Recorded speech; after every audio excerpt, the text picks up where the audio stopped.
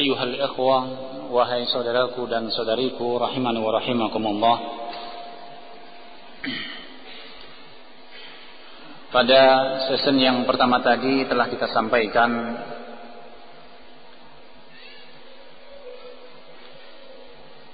keterangan apa itu manhaj dan apa itu salaf. Sekali lagi bahwa manhaj secara arti jika ditinjau dari sisi bahasa dia bermakna kepada metode atau torik, cara atau pedoman, dan jika disandarkan kepada salaf maka yang dimaksud adalah pedoman cara bagaimana salaf melaksanakan agama ini. Dan telah kita nukilkan penjabaran para ulama siapa salaf, di mana hampir keumuman daripada nukilan-nukilan yang tadi kita sampaikan, salaf jika digunakan secara umum mereka adalah para sahabat atau tabi'in dan tabi'ut tabi'in.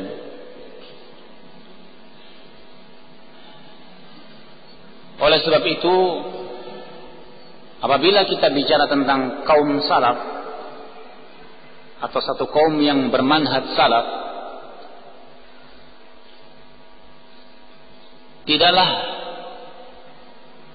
bermakna kita sedang membicarakan satu komunitas tertentu yang di dalamnya diatur dengan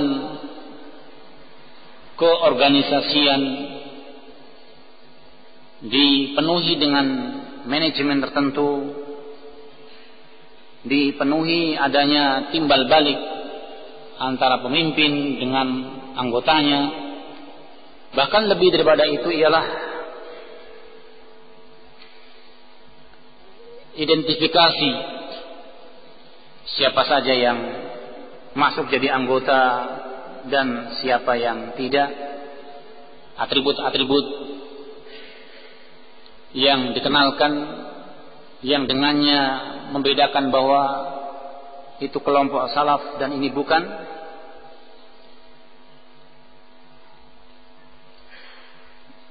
Jadi manhaj salaf ialah pembicaraan kepada metode,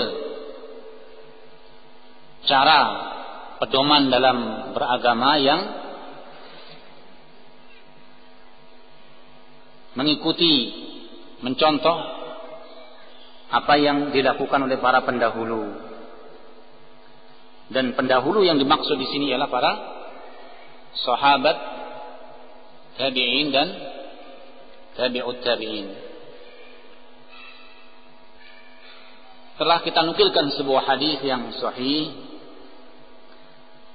rawahu Ahmad, Bukhari, demikian pula Imam Tirmidzi, dari sahabat Abdullah Ibnu Mas'ud, di mana Rasulullah sallallahu alaihi wasallam menyebutkan khairun nasi qarni, sebaik-baik manusia. Kebaikan di sini kebaikan dalam segala hal. Jangan sampai nanti kita salah dalam memahami. Mungkin orang memahami bahwa adapun yang dimaksud dengan sebaik-baik manusia, kebaikannya hanya nisbi, yaitu kebaikan dalam ibadah. Itu saja. Terus masalah lain, atau orang mengatakan kebaikan yang dimaksud di sini dalam perkara perang, sebaik-baik manusia yang tangkas, yang pintar dalam peperangan ialah orang yang hidup di masaku. Tidak juga. Karena para sahabat bukan hanya orang yang pemberani dalam peperangan, dalam ibadah mereka terkenal. Dalam masalah keilmuan mereka juga dikenal.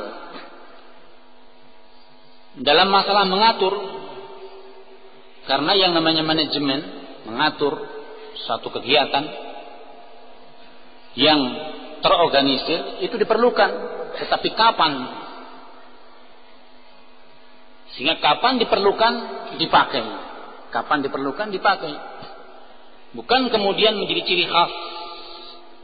Bukan kemudian menjadi ciri khas bahwa segala kegiatannya itu terorganisir. Sebagai contoh, kalau sholat Jumat harus di masjid ini saja. Kalau terlihat ada yang sholat Jumatnya di masjid sebelah sana, berarti dicentang. Sudah ada pelanggaran. 1. Bayarnya berapa? Berapa deh? Ini bahaya seperti ini. Kemudian kalau melakukan ada satu kegiatan majelis taklim, ada absensi di daftar, fulan terus semuanya. Ketemu si fulan tidak ikut. Ada yang mengatakan alasannya karena dia sibuk kerja misalnya. Ada alasannya mungkin dia sakit. Atau karena kegiatan. Karena dia melanggar kegiatan tadi harus didenda. Harus siapa? Didenda. Dendanya ya terserah berapa persen. Ini bukan demikian. Memahami manhaj salaf.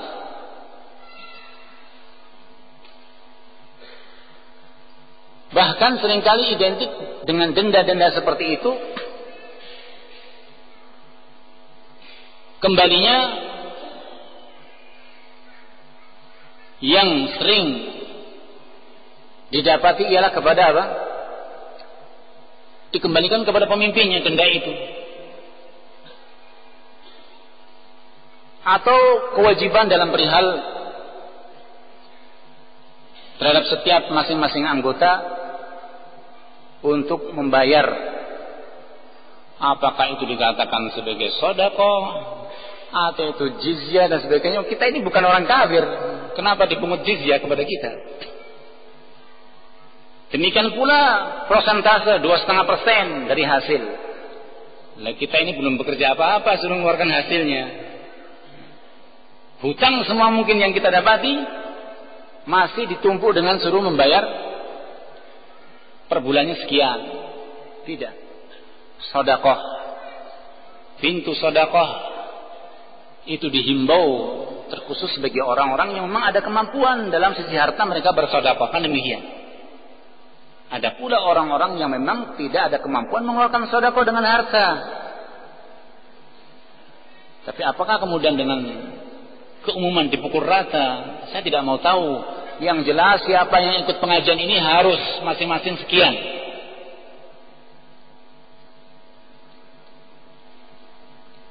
Sudah terkumpul, baru dihitung 10% bagi yang memimpin.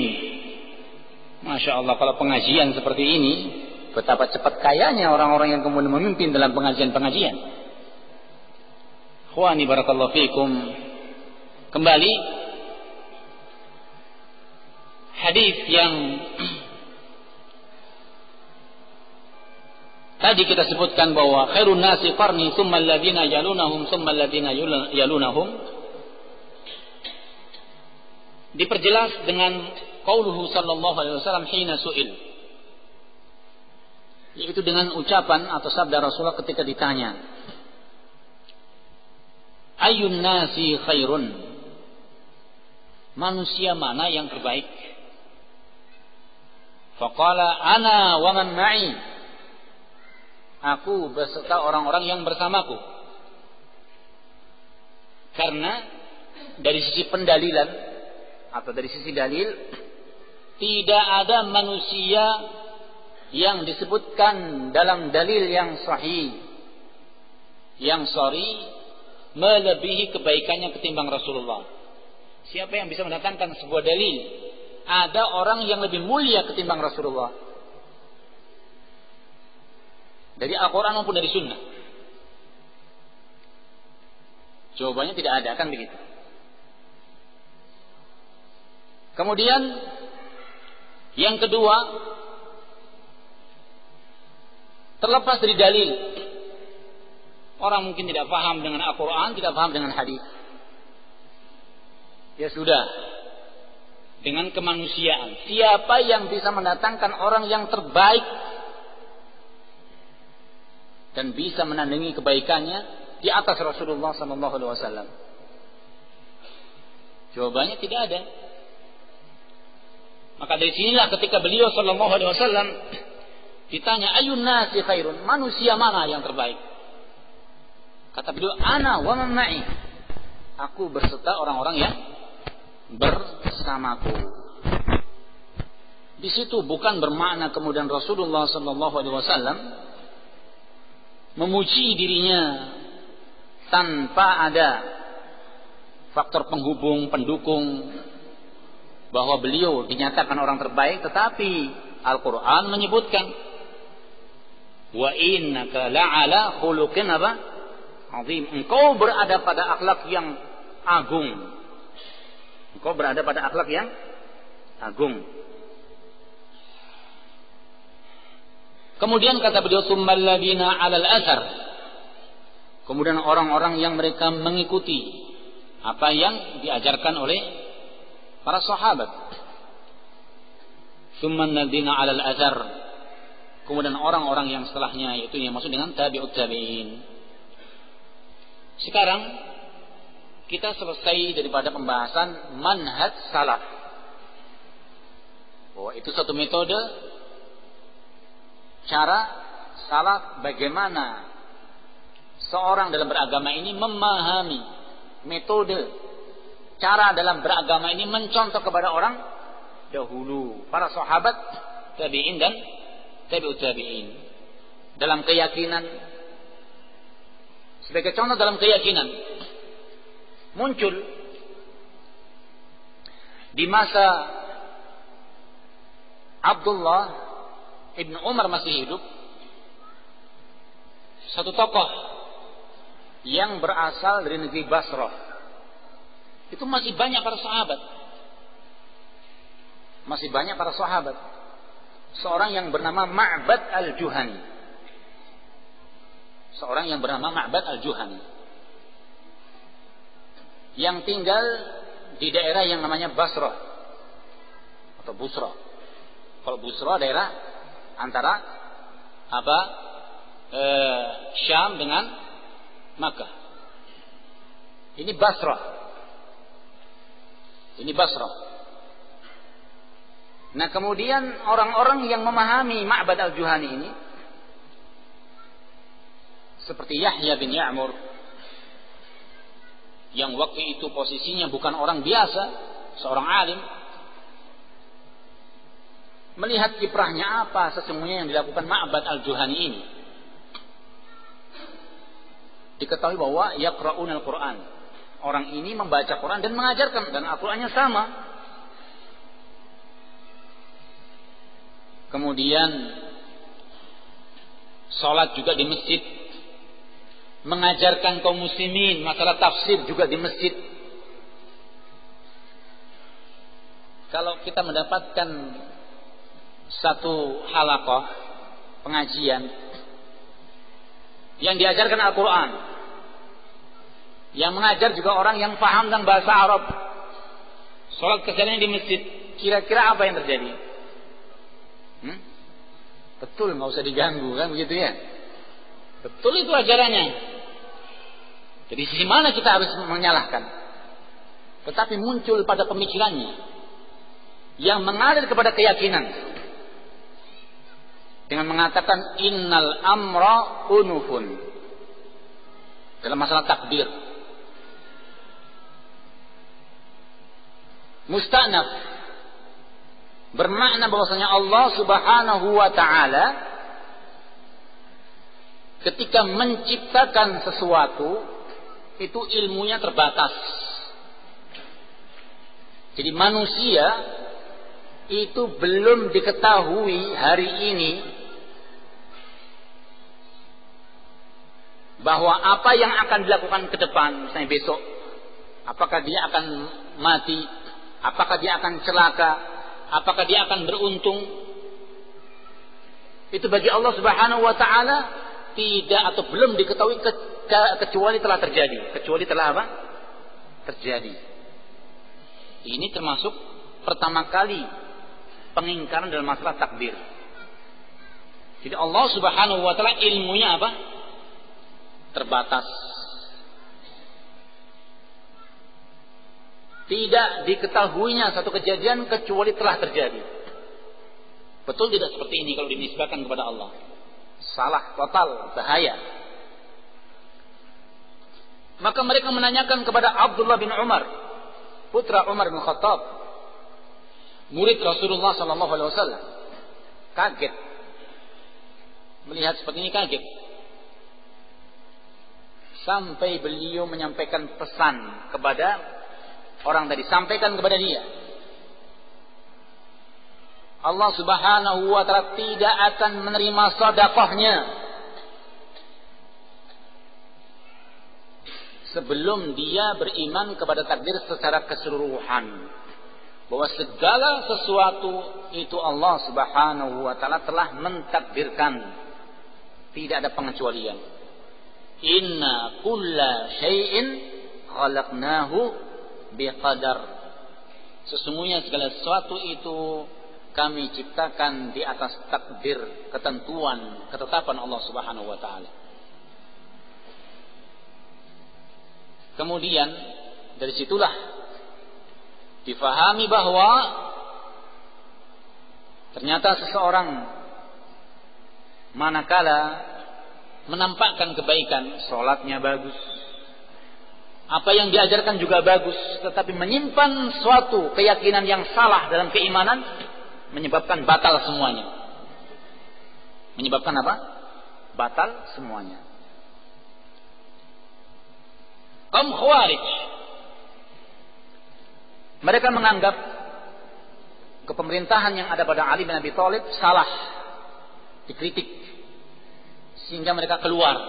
Rombongan yang cukup banyak, ribuan manusia keluar dari apa yang difahami Utsman bin Affan, dari apa yang difahami Ali bin Abi Thalib dan para sahabat yang lainnya.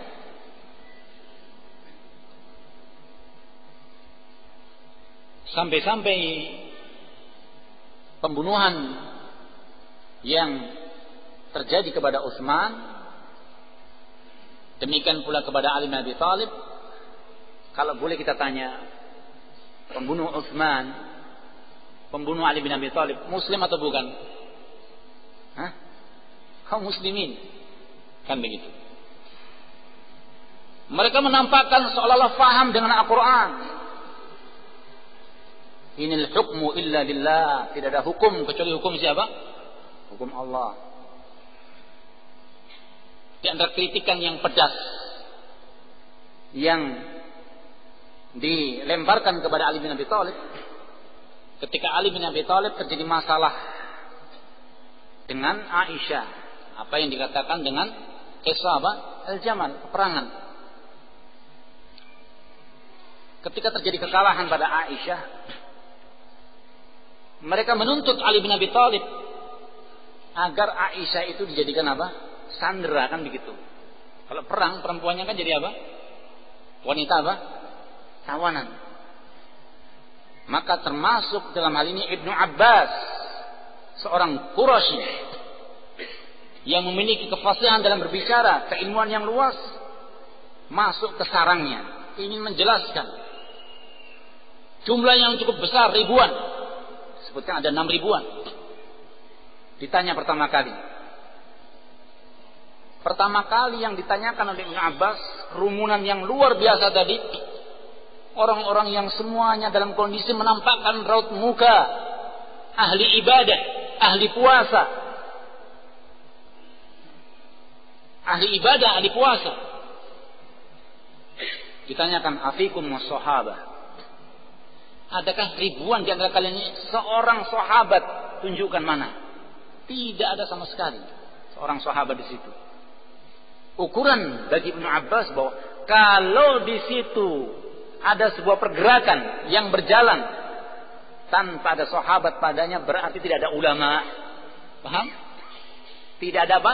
Ulama. Berarti kalian wahai para pemuda, ilmu-ilmu kalian di mana? Meninggalkan ilmu para sahabat. Apa saja yang menjadikan kritikan bagi kalian? Ungkapkan. Ketika disebutkan salah satunya, kita mengkritik Ali bin Abi Thalib.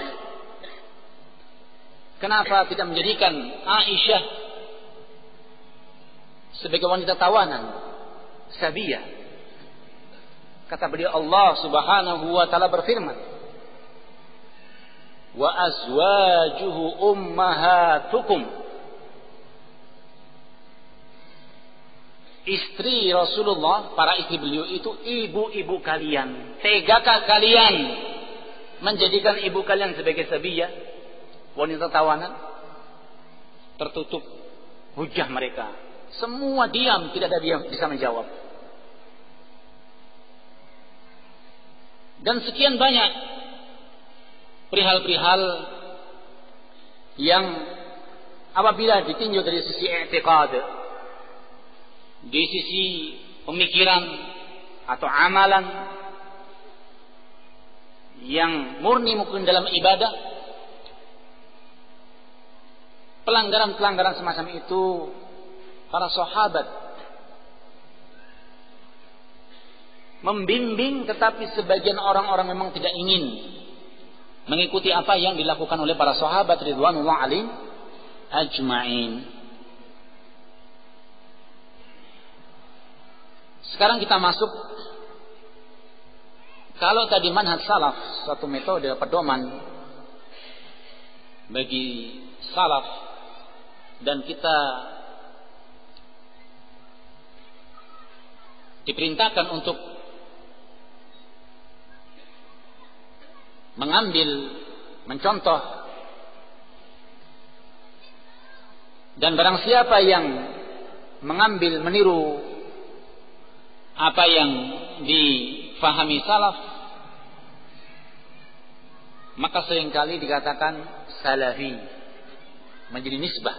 Ana salafi, saya seorang salafi, seorang salaf. Apa maknanya? Saya seorang yang mengikuti jejaknya para apa? Sahabat, para tabi'in, dan para tabi'ut tabi'in.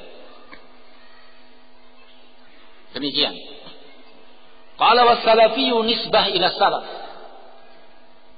Jadi salafi penisbahan seorang kepada siapa? Salafu as-salih.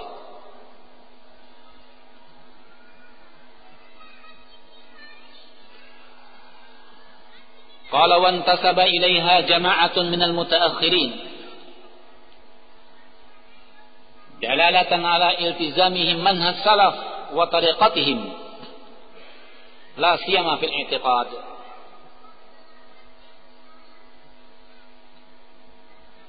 Dan manusia yang hidup di akhir-akhir setelah para tabi'in berlalu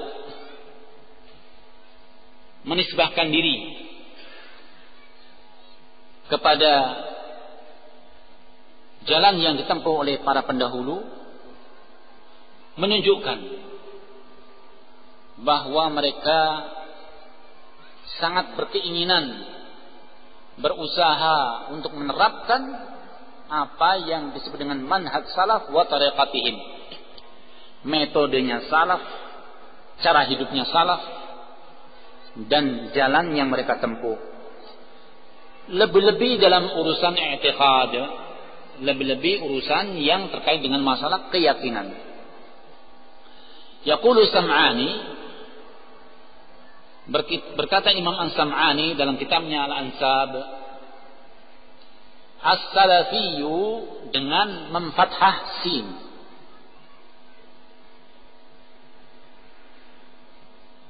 dan lam, as-salafiyyu. dan pada akhirnya fa salafi. Qala hadhihi an-nisbatu ila salaf. Nisbah semacam ini nisbah kepada kaum salaf. Wa intihali madhhabihim, dan menganut kepada apa yang mereka yakini dalam agamanya, apa yang mereka yakini dalam fikih-fikih mereka, dalam keyakinan mereka, dalam muamalah mereka.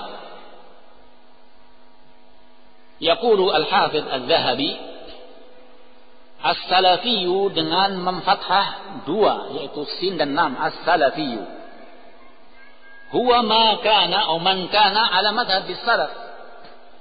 Yang dimaksud dengan salafi, siapa saja orangnya, laki-laki, perempuan, kemudian yang sudah tua atau muda, apapun profesinya, sebagai tukang, mungkin petani, apakah mungkin juga seorang yang profesinya sebagai pedagang, semua umum. Dan kemudian menisbahkan dirinya kepada apa yang dilakukan kaum salaf, maka dia dikatakan salafi. Dia dikatakan salafi.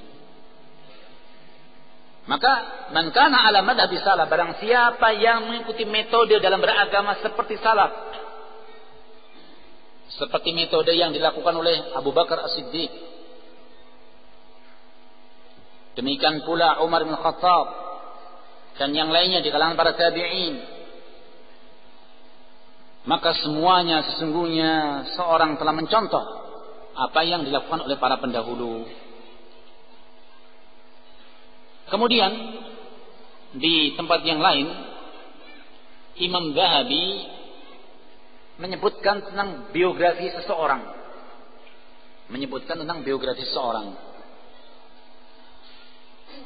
yaitu menyebutkan tentang keadaan seseorang, biografinya bagaimana dalam beragama.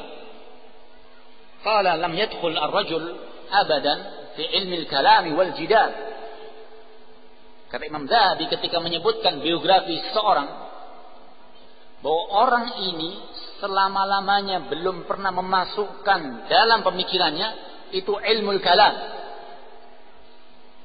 filsafat, demikian pula wala jidal, perdebatan. Karena seringnya identik. Seorang kalau kemudian sangat menggemari tentang filsafat, ini ujung-ujungnya senang kepada perdebatan. Dan itu tidak disukai oleh kaum salaf. Wala khadha fi dzalik, dan tidak mendalam dalam perkara itu. Bal kana salafiyan. Bahkan orang tadi seorang yang salafi. Kemudian adapun as-salafiyah. Fa huwa al-manhaj alladhi i'tamada alayhi salaf wa saru alayhi fi i'tiqadatihim wa muamalatihim wa ahkamihim wa tarbiyatihim wa tazkiyati nufusihim. Tetapi kalau as-salafiyah, jangan kemudian nanti karena ingin kepada yang lebih jelas as-salafiyah asy-syafi'iyah, kan begitu. Tidak, as-salafiyah juga merupakan suatu penisbahan dengan tak marbutah as-salafiyah. Kalau as-salafi nisbah seorang kepada metode yang dilakukan oleh orang dahulu. Tapi kalau as-salafiyah suatu manhaj, metode yang dimana seorang salaf berpijak di atasnya, bersandar di atasnya, dan berjalan di atasnya dalam urusan keyakinan mereka, muamalah mereka, hukum-hukum yang berjalan, demikian pula pendidikan dan pembersihan hati mereka.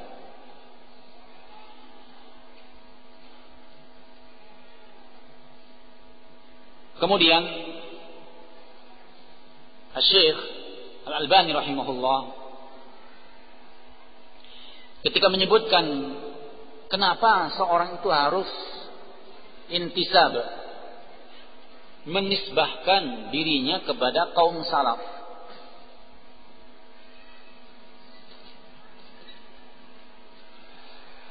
Sebelum membahas ini, perlu kita pahami apa makna menisbahkan diri kepada as-salafiyah. Makna menisbahkan diri kepada as-salafiyah ialah intisabu ila manhajis salafus salih. Yang dimaksud dengan menisbahkan kepada salafiyah ialah menisbahkan kepada apa yang dilakukan, cara yang dilakukan oleh kaum salafus salih dalam perihal imanan, wa'tiqadan, keimanan, keyakinan, fiqhan dalam masalah fikih. Demikian pula fahman dalam masalah memahami, wa ibadatan dalam perihal ibadah, wa sulukan, wa tarbiyatan wa tazkiyatan dalam pendidikan dan dalam proses membersihkan diri.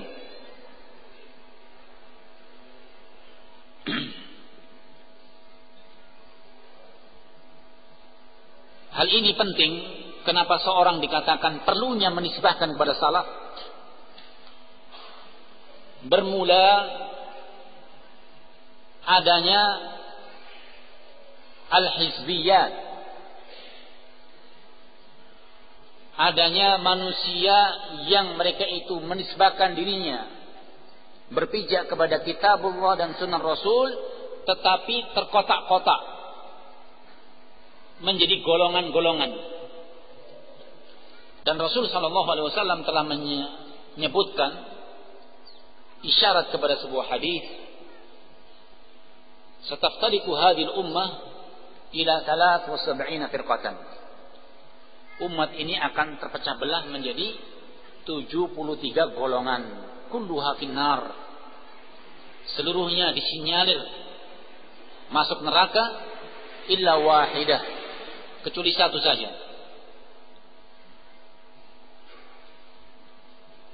Namun di sisi lain Allah Subhanahu wa taala mengharamkan perpecahan. Wa'tasimu bihablillahi jami'an wala tafarraqu. Berpegang teguhlah kalian kepada tali Allah, itu kitabullah, sunnah Rasulnya, wala tafarraqu, dan jangan kalian berpecah belah, cerai-berai. Sisi lain bahwa Rasulullah sallallahu alaihi wasallam menyebutkan umat akan apa? Terpecah belah menjadi 73 golongan. Semuanya disinyalir masuk neraka, satu yang selamat. Maka Allah Subhanahu wa taala menyebutkan dalam surat Al-Mu'minun pada ayat yang ke-57 sebagai bentuk gambaran bahwa setiap masing-masing kelompok itu membanggakan diri. Qala Allah Ta'ala, kullu hizbin bima ladaihim farihun. Al-Mu'minun ayat yang ke-57, setiap masing-masing hizb, kelompok, bima ladaihim, dengan apa yang ada pada mereka itu farihun, mereka membanggakan. Mereka membanggakan, kami yang paling betul, kami yang paling benar. Ini yang selamat, ini yang terbagus. Nah, di sini Allah menyebutkan bahwa setiap masing-masing kelompok membanggakan diri. Di sisi lain Allah Subhanahu wa taala menyebutkan ala inna hizballah humul muflihun. Ada setiap masing-masing kelompok membanggakan diri, tetapi Allah juga menyebutkan ada kelompoknya Allah, hizballahi humul muflihun. Mereka lah orang-orang yang apa? Beruntung. Siapa? Hizb yang mana? Apakah Hizbullah? Karena sesuai dengan ayat ini, ala inna hizballah. Berarti kita bikin saja satu kelompok yang namanya apa? Hizbullah, supaya humul muflihun, supaya apa? Mendapatkan al-falah, keberuntungan. Betul tidak seperti itu? Nyata-nyata slogannya Hizbullah, sholat saja tidak mau. Hizbnya siapa ini? Nyata-nyata memampangkan Hizbullah dalam masalah penerapan keseharian tidak nampak sebagai seorang muslim. Dari situlah bahwasanya Allah tidak menyebutkan dan tidak rela adanya ahzab hizbiyah, Setiap masing-masing kelompok terbagi-bagi. Tidak usah saling menyalahkan. Ya salafi jalan saja. Yang haroki jalan saja, kan begitu. Bahkan ada sebagian yang mengungkapkan dengan bahasa salafku sayang, salafiku malang. Paham terjemahannya ini? Dikatakan salafku sayang, maknanya bahwa orang-orang salaf dulu itu disenangi ilmunya, ketaatannya. Adapun sekarang orang-orang yang menisbahkan as-salafi itu malang. Kenapa? Salah dalam menerapkan katanya. Nah kalau salah menerapkan, terus yang mana yang betul? Coba saja, cicipi saja kelompok saya. Nanti akan Anda tahu bahwa ini salafi yang sebetulnya. Kan begitu. Anda memastikan ketika mengajak seorang, manakala mengatakan inilah kelompok kami yang dikatakan yang betul, cicipi dulu. Nanti kalau tidak enak ya keluar lagi, nggak apa-apa. Memang agama jadi cicipan.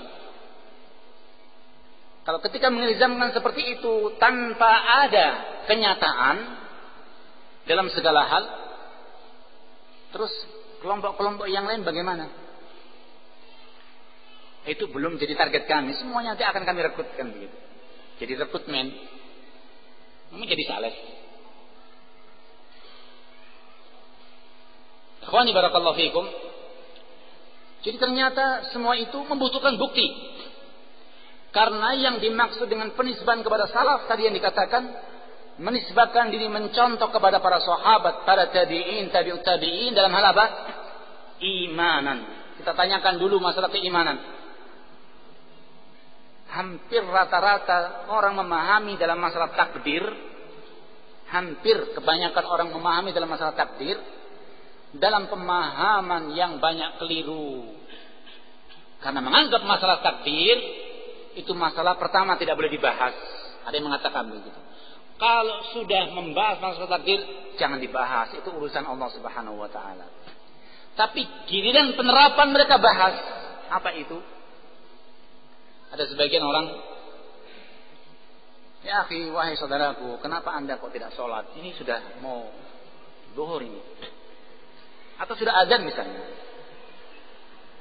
Tidak usah dibahas masalah sholat. Allah sudah takdirkan saya, memang saya sebagai orang yang tidak apa? Tidak sholat. Tidak usah capek-capek lah nasihati saya. Baik.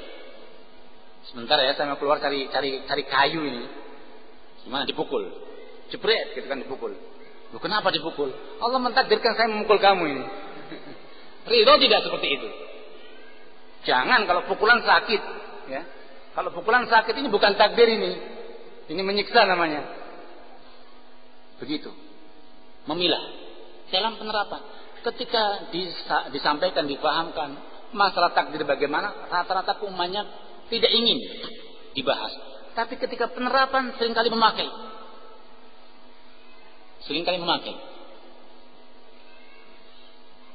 Banyak orang dalam penerapan, seorang yang mungkin melakukan apa? Perniagaan. Jual beli, dagang, atau membuat satu usaha. Kolab. Atau terjadi kerugian yang besar. Bagaimana kira-kira? Kumpul semuanya saling tuding-menuding kan begitu. Gara-gara kamu, gara-gara ini, gara-gara itu. Terus kan begitu, gara-gara. Semua dibahas gara-gara. Terus siapa yang tidak mau jadi gara-gara? Gak ada. Masing-masing menuduh kan begitu. Yang punya uang juga tidak mau. Hilang uangnya. Yang bekerja memang sudah dengan semaksimal mungkin mengusahakan dan tidak mau disalahkan, juga tidak ingin. Terus solusinya bagaimana? Ya bunuh dirilah semua. Selesai kan?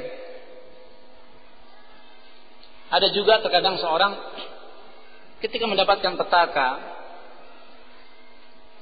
apakah itu berupa kecelakaan, tertabrak mobil, tertabrak motor, dan yang lainnya. Lihat bagaimana penerapan takdir. Orang banyak terucap dengan lisannya, coba tadi. Kalau kamu dengarkan nasihat saya, jalan yang saya suruh tadi kan ke sini, ke kiri. Kenapa kamu ambil kanan? Subhanallah. Ini lisan. Lebih-lebih parah kalau seorang sampai meyakini, saya tadi sudah tahu.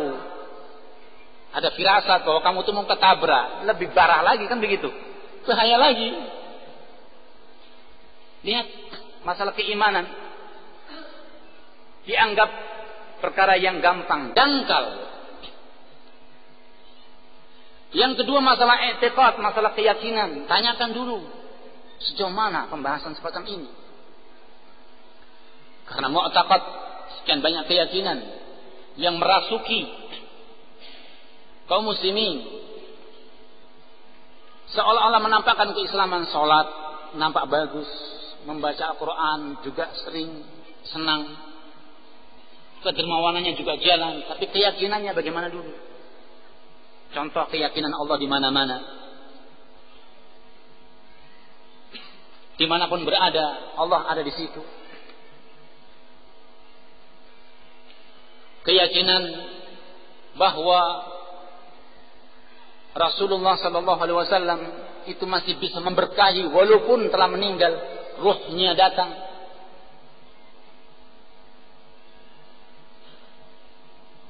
Keyakinan seorang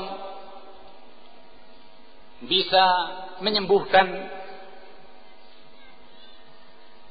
meskipun tanpa sebab-sebab yang syar'i. Kita tanyakan pula dalam masalah fikih, bagaimana fikih mereka? Apakah meniru fikih para sahabat? Tata cara sholat, tata cara wudu, tata cara ibadah haji, tata cara puasa. Demikian pula dalam hal-hal yang lain, suluk, akhlak manusia bagaimana? Akhlaknya para sahabat, para tabi'in. Demikian pula tarbiyah, demikian pula dalam masalah tazkiyah. Kemudian hal itu diperlukan liyakuna al-mar'u ala manhaj as-sahabah, supaya seorang ketika menisbahkan diri kepada salaf agar manhaj, cara dia dalam beragama, metode dia dalam beragama menempuh sesuai dengan apa yang dilakukan oleh para sahabat, demikian pula para tabi'in dan tabi'ut tabi'in.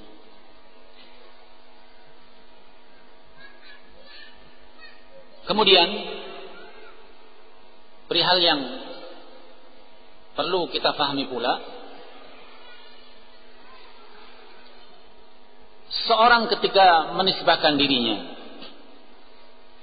kepada apa yang dikatakan manhaj salaf, dan diperlukan untuk seperti itu, di antara sebabnya ialah manusia masing-masing kalau ditanya apa dasar dalam beragama ini, pasti setiap masing-masing akan mengatakan kitabullah dan apa? Sunnah Rasulullah. Atau dengan kata lain, Al-Quran dan apa? Hadis.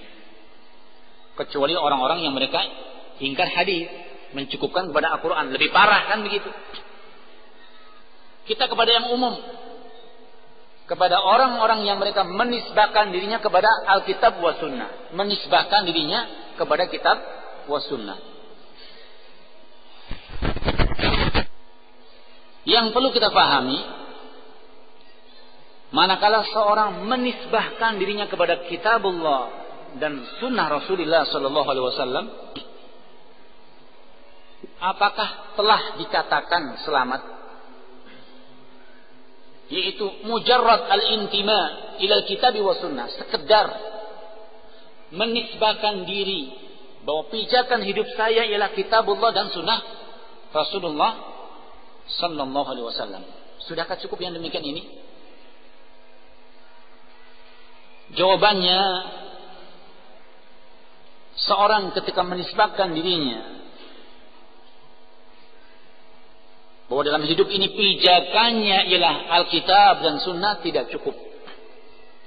Masih perlu ada tambahan. Masih ada tambahan. Yaitu tambahan ala fahmiman. Perlu tanyakan ulang. Anda betul, sudah bagus. Dalam beragama ini sumbernya yang dipakai ialah dari Alkitab dan As-Sunnah, dari Al-Quran dan hadis. Tapi ketika memahami Al-Quran dan hadis, itu kan butuh perantara. Siapa yang tepat, siapa yang bisa memahami bagaimana Al-Quran dengan pemahaman yang sebenarnya dan konteks hadis serta penerapannya dengan pemahaman yang sebenarnya? Siapa? Jawabannya melalui para sahabat, para tabi'in dan tabi'ut tabi'in. Sehingga kita tidak boleh melepaskan diri, memutus bahwa antara Rasul, antara Nabi kita Muhammad sallallahu alaihi wasallam, yang mana wahyu turun kepada beliau, Al-Quran turun kepada beliau sebagai sumber dalam memahami Islam ini, perlu adanya perantara antara kita dengan Rasulullah, yaitu apa? Para sahabat dalam memahami Alkitab dan As-Sunnah. Oleh sebab itu, iddia al-musammayat la yaqtadi thubutu as-sifat. Pengakuan seorang mengatakan bahwa kami menginduk, kami dalam beragama ini, dasar kami Alkitab wa Sunnah, itu tidak menunjukkan bahwa orang tadi disifati bahwa sesuai dengan apa yang ada pada Al-Quran dan Sunnah. Kapan seorang ketika menisbahkan dirinya berdasarkan kepada kitab wa sunnah dalam beragama, itu sifat-sifatnya bisa diakui kalau dalam memahami melalui pemahaman para sahabat, para tabi'in dan para tabi'ut tabi'in. Dan al-khulasah, kesimpulan dari perkara ini, bahwa penamaan as-salafiyah,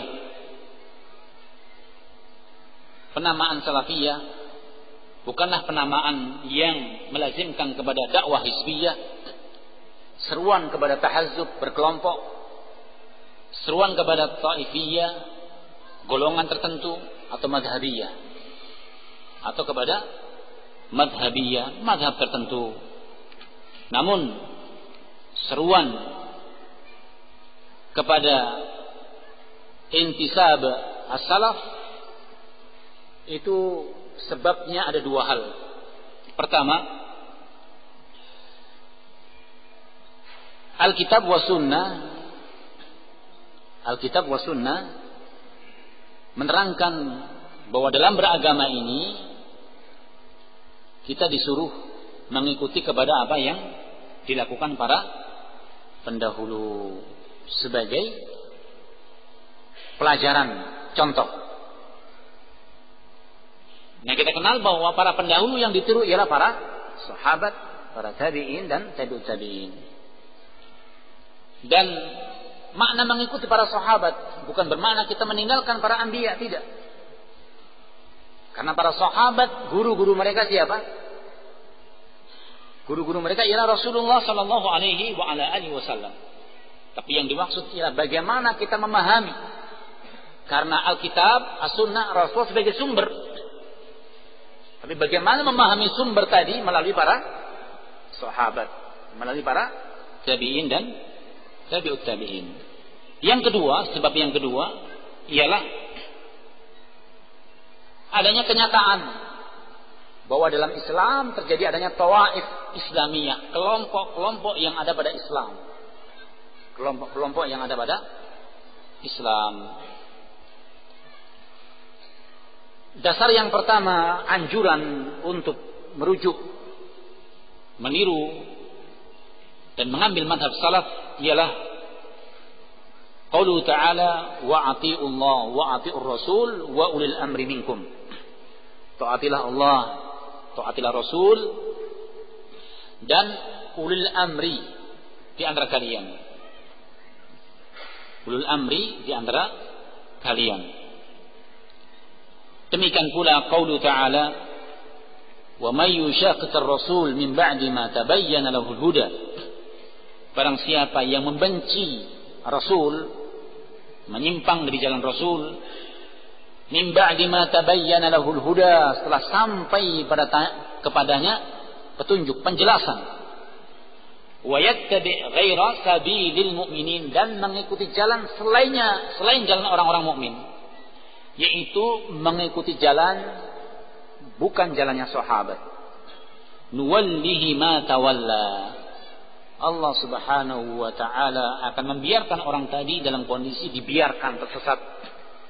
Wa nuslihi jahannam, dan tempat kembalinya ialah jahannam, wasa'at masira, dan jahannam merupakan tempat yang terburuk.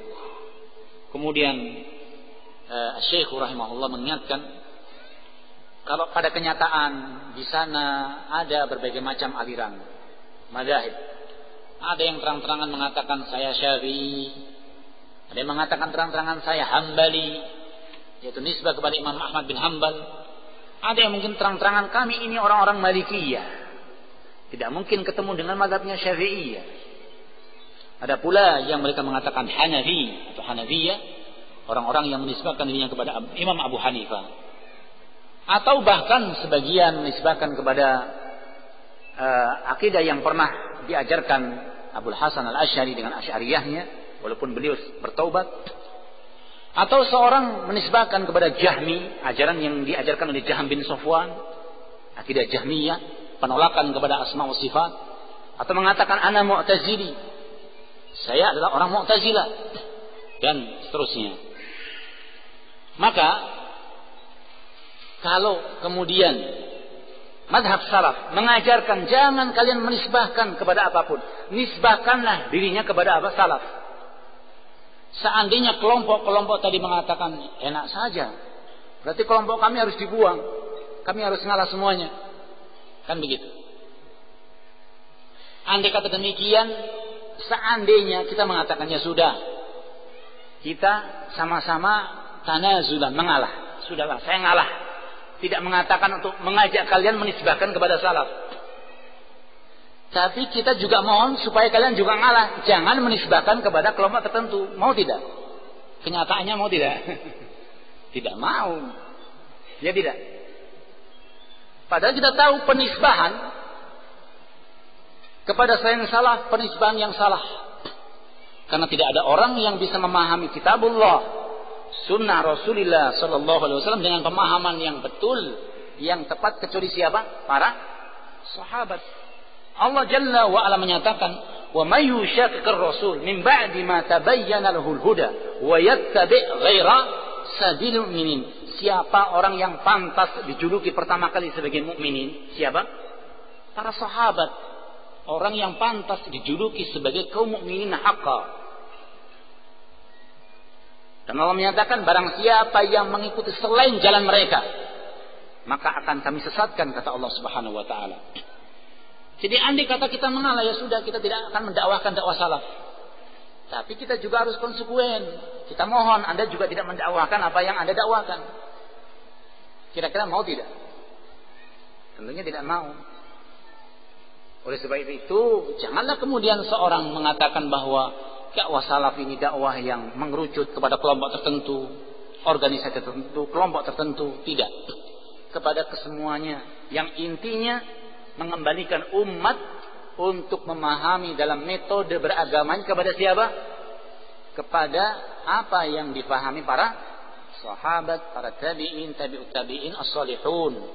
Mereka-mereka yang soleh, mereka-mereka yang mengajarkan agama ini dengan benar.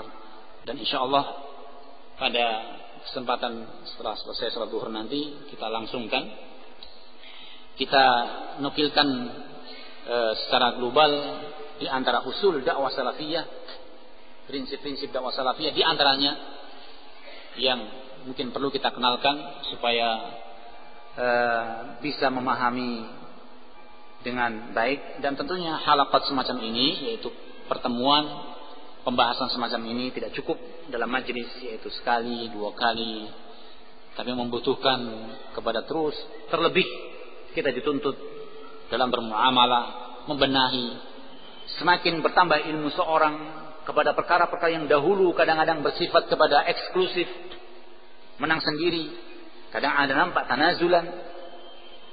Jadi wajar kalau yang namanya seorang itu karena belum sampainya sebuah hujah, atau sampai kepadanya hujah tapi lemah, dia pakai itu pada sebuah kewajaran.